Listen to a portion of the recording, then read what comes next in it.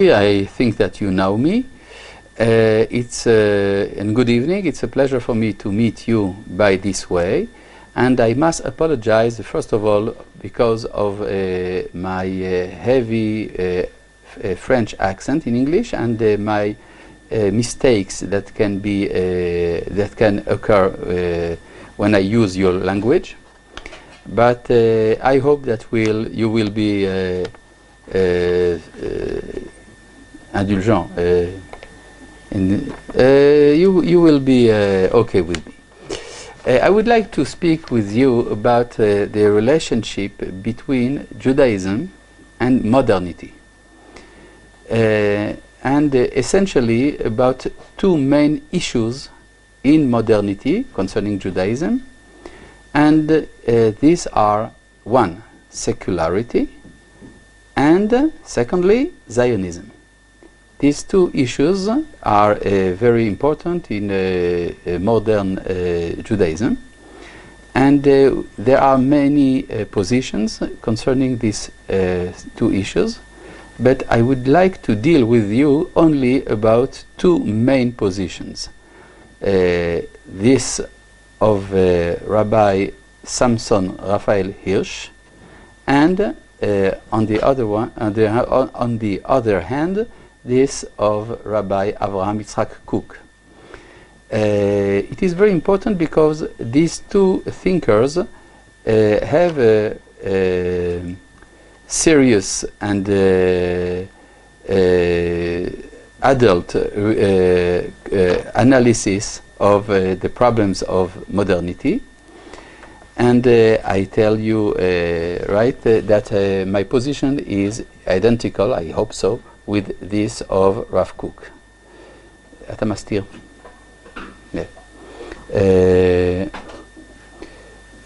First of all, the position of Rabbi Hirsch, which is very common in diasporic Jewry, and especially in the public which is named today Modern Orthodox, is the position of Rabbi Hirsch, that considers that there is a goal of coexistence between Torah and Derech Eretz, Torah im Derech Eretz, between holiness and secularity.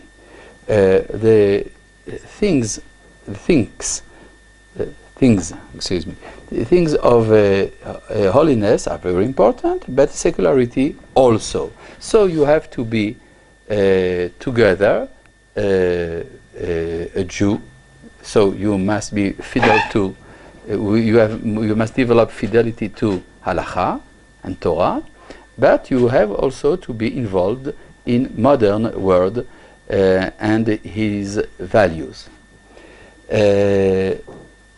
Concerning Zionism, Rabbi Hirsch developed a skeptic attitude toward Zionism, and even a refusal of Zionism. His followers were divided. His descendancy decided to be Zionist, and many persons who are influenced by Rabbi Hirsch are Zionist, but it is secular Zionism. I mean by this that they are sympathetic to State of Israel, to Zionism, but don't see in it a value, a Jewish value, or even they may be skeptical considering if it is a sign of Geula, redemption, or not. On the contrary, Rabbi Kook developed the idea of synthesis. It is very important to him that holiness and secularity will be mixed and unified. From the point of view of Rabbi Kook, the secular movement, the Chiloni movement, is a call from God to reveal the dimension of sanctity, of holiness, which is hidden in nature. And so the the place in which this unity occurs is Eretz Israel in our days. Concerning Zionism, in the same way, Rabbi Kook considers that Zionism is Shivat Zion, the return of Israel, that the prophets spoke about it. It is a messianic movement, and it is a redemptional movement. In one word, in Hebrew, you say Geula. He considers that history is not neutral. History is important. It is the place in which the providence acts.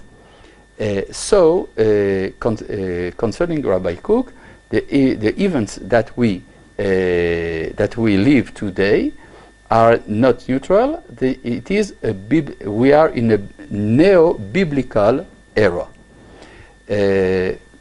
From the point of view of the followers of Rabbi Hirsch, we are in the continuity of exclusively the Talmudic period, and the period of prophets is not important for us. We are not concerned by the prophetism, and so nothing essential change in the founding of the State of Israel and all the events that followed its foundation.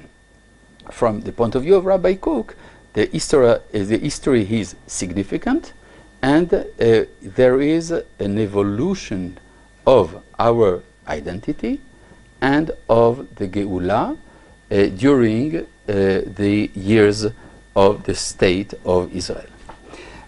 My proposal is to develop this idea, the idea of Rabbi Kook, that we are changing our identity during the events of the Geula, and I will use for this some symbols taken from tradition, from biblical tradition, and also from rabbinical tradition.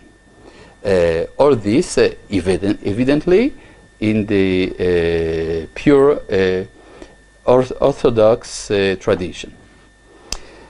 First of all, there are three dimensions of the identity of the Jewish people.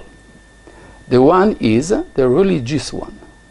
The second is nationalistic one, and the third is the universal one. I mean by this that you can explain any issue in Torah as a religious issue, a nationalistic issue, or a universal issue. For example, making tefillin, phylacteries, it may be considered only as a religious action that give me yirat shamayim, piety, and you can sew the tefillin as an act that remember us of the Yetziat Mitzrayim, the getting out of Egypt, Exodus. And it is so a sign of national liberation, freedom. And you can say also, you can see that tefillin is a universal action. When the Torah says, "V'ra'u kol amei haaretz ki shem Hashem nikra lecha," the nations of the earth will see that the name of God is upon you. So every issue in Judaism can be considered by this way. We will be more precise. To be religious, it means that the goal of the life is the individual. You want paradise, you want happiness, so be religious. It concerns the individual. If you are national, so you speak about the collectivity. The goal is the sanctity, the holiness of the collectivity of the nation. And if you are universal, so you are concerned by the goal and the future of all mankind. These three dimensions are called in biblical traditions by three names: Yaakov, Israel, Yeshurun. In a way, during the exile, the main part of our identity was Yaakov, religious. We acted as a religion, not so as a nation. From the time of Zionism, and especially after the foundation or establishment of the State of Israel, we became Israel.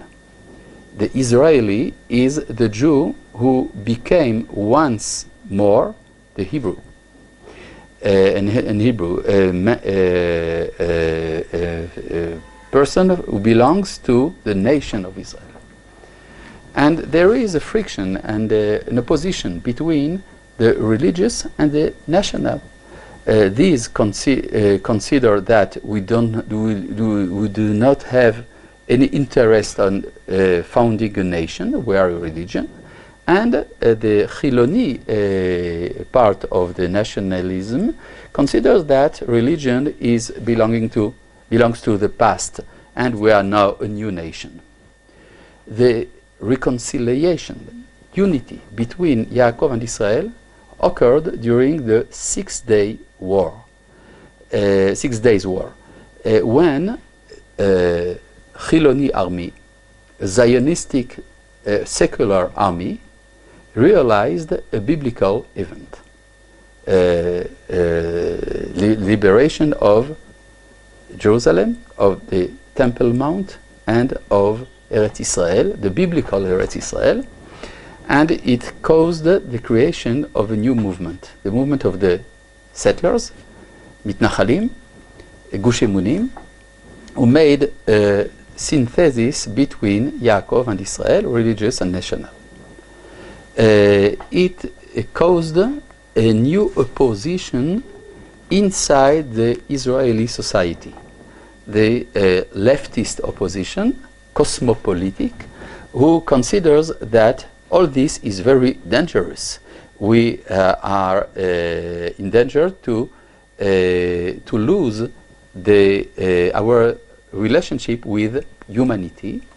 And in the name of these fears, there is an opposition to Torah and even to the foundations of Zionism itself.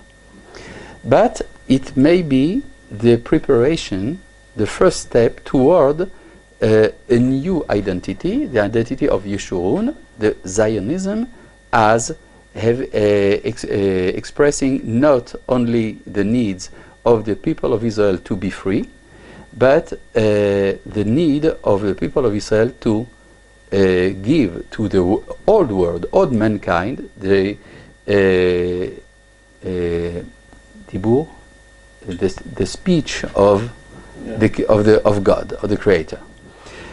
So we have also a universal mission, goal, and it is the time in which the nations of the world are awaiting to a message transmitted by the Jewish people in Eretz Israel, and in a way, as it was said by the prophets, Mitzion Tetzeh Torah, from Zion will get out a Torah for nations, evidently. We see the application of these three dimensions also in the Bible, in the book of Samuel. We have three kings, one after the second. The first of them is Shaul, who realized the unity and the liberation, the freedom of the people of Israel from the Philistines. But there was not any other goal in his policy, only to be an independent nation. And it fits the image of the new Zionist in the first years of our state. After this, we have a new dimension, this of King David, who developed a nation, a state, which is centered around Jerusalem, is preparing a temple but doesn't build him. And it is quite corresponding to Datim Leumiyim, this public who adopts the Zionism and give him a new dimension of holiness. But the idea of being universal needs a third king, a third step, and it was realized by Solomon, who gave a message to all humanity. All humanity came to Jerusalem to hear his wisdom. I should recommend our friends to read a very important book that was written around these problems by Avraham Livni, a French thinker, Jewish. He called him Le Retour d'Israël et l'Espérance du Monde in French. It was translated in Hebrew and in English. In English it is called The Return of Israel and the Hope of the World. I think it will be very important to our friends to read it, so we will be able to understand about what we are speaking. A fact is today, and so I come to another subject that is very important in this constellation. There is today a new movement who comes from the nations themselves. A will to listen from the state of Israel and the rabbis what is the message for the nations. It is a renewal of the idea of Noachism. We have Noahides are person who considers themselves as non-Jews. They don't want to convert, but they believe in the Torah and in the people of Israel. This idea is well known in the rabbinical literature. We have also heard of the experience of the Rabbi of Lubavitch concerning the Noahides, but today it is a new movement. There are persons all in the world who are organized in congregations, communities, and who are connected to the state of Israel and his rabbis, and are waiting for our voice. We have something to transmit to them, and it is the reason for which I have founded an organization which is called Brit Olam, or Noahide World Center, who deals with this new movement. We are in contact with about 80 communities in the world. We have many